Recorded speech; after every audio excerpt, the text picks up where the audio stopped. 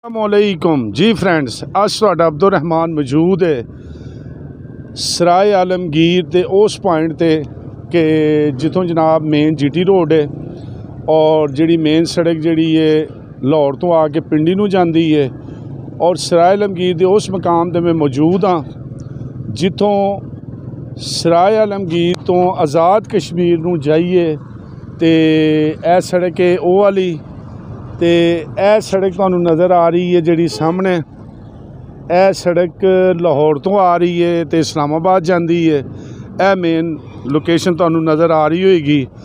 इत्थे आके तुसी उतर जाना है। मेरे पिछले पासे तुहानू नज़र आ रही होएगी नहर दे बड़े नज़ारे। ये मंगला डैम तो जिहड़ी नहर आ रही है और अगले पासे जा रही है। इधरों जिहड़ी सड़क है मेन तुसी सराय आलमगीर इस नहर ते उतर जाना है।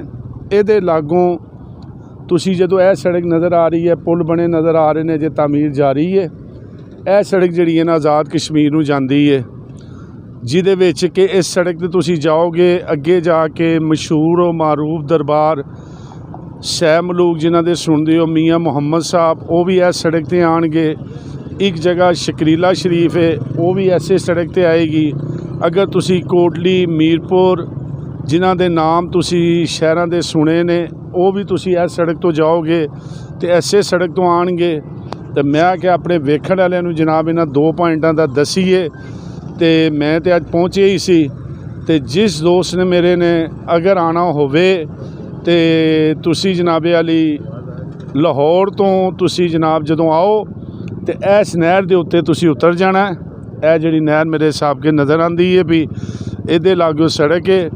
तो आओ तो कश्मीर के नज़ारे करो और मियाँ मुहम्मद साहब के दरबार से अगर तुसी जाना है तो वह भी तुसी इस सड़क तो जाना है।